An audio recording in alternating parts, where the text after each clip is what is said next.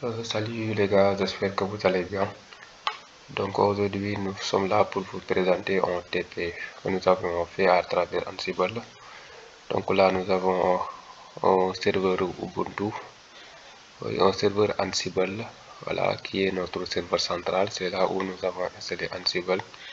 Et là notre client Ansible, voilà, et à partir de ce serveur nous voulons installer et configurer un serveur Apache pour le client Ansible. Voilà.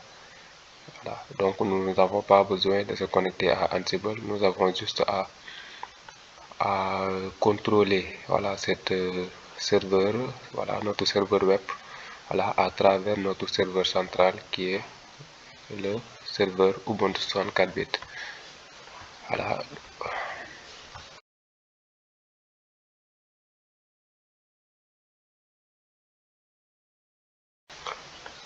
Donc avant tout, nous allons vérifier si Ansible a été bien installé dans notre serveur central. Donc nous avons créé un utilisateur Ansible controller user. Donc nous allons, c'est là où nous avons installé Ansible. Donc on va vérifier que Ansible a été bien installé. Version.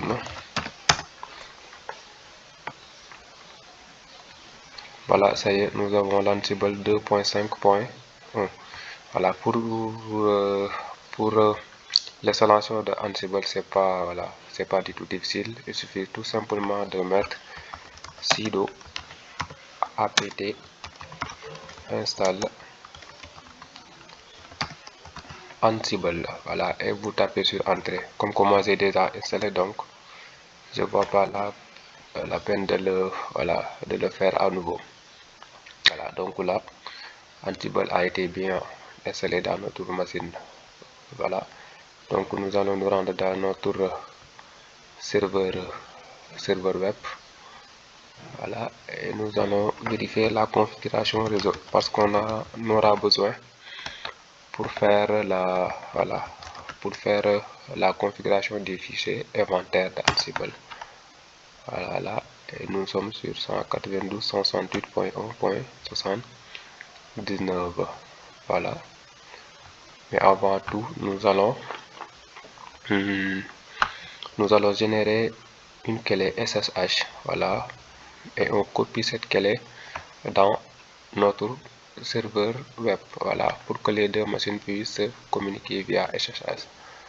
Donc nous allons faire SSH keygen. Voilà, je choisis le répertoire par défaut. Là elle me dit overwrite yes or no parce que j'avais déjà généré une clé, donc je vais overwrite cette clé et générer une autre clé. Je vais donner une passphrase. Voilà, et voilà, nous avons généré une nouvelle clé SSH.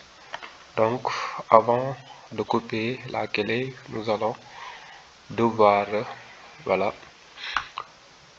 enregistrer notre client dans notre fichier inventaire. Pour cela, nous allons nous rendre dans le fichier etc ansible host, voilà, 2, 3, 4, 5. Yes, voilà, et là nous nous trouvons dans notre fichier inventaire, voilà, et le fichier host est pris par défaut par Ansible, voilà, et nous pouvons le changer, mais on va laisser comme ça par défaut. Donc et on a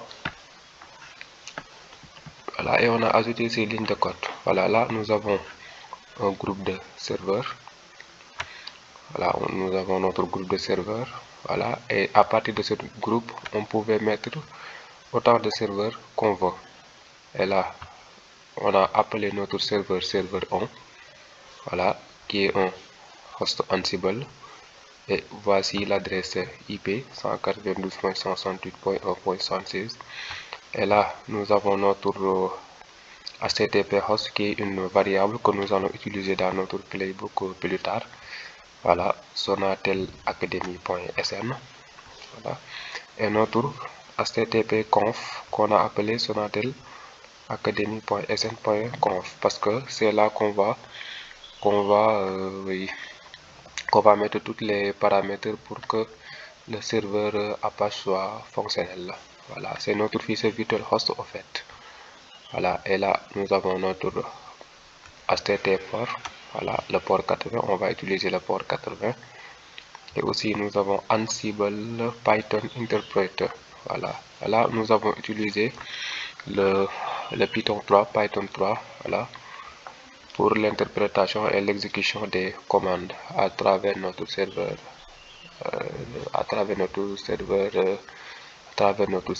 central.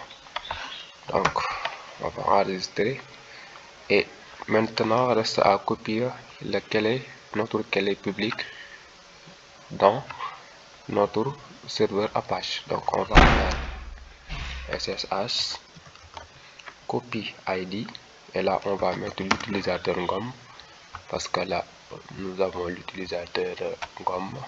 Voilà, notre utilisateur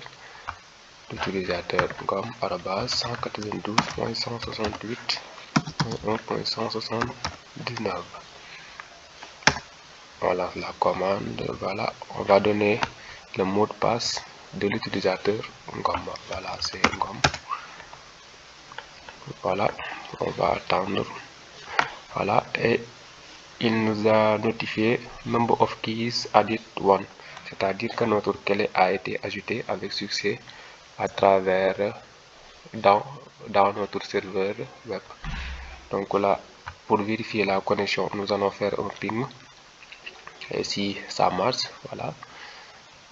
Pour cela, nous allons faire voilà, nous allons exécuter une commande Ansible. On va spécifier le serveur qui est le serveur 1 parce que n'oubliez pas que avec cette serveur Apache, avec ce serveur web 192.168.1.179, au lieu d'utiliser cette adresse IP, nous avons spécifié, nous lui avons donné un alias, voilà, pour que ça soit accessible par ce nom serveur 1 au lieu de taper voilà, l'adresse IP. Voilà, c'est un peu comme les DNS quoi. Voilà, serveur 1. Et là nous avons appelé le module ping et nous allons spécifier l'utilisateur GOM. Lançons la commande et que ça va nous afficher.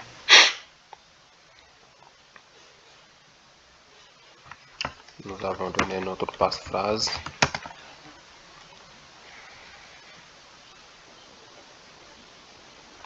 Et là, bingo, nous avons un ping-pong, c'est-à-dire que voilà, la connexion via SSH entre le serveur central et notre client.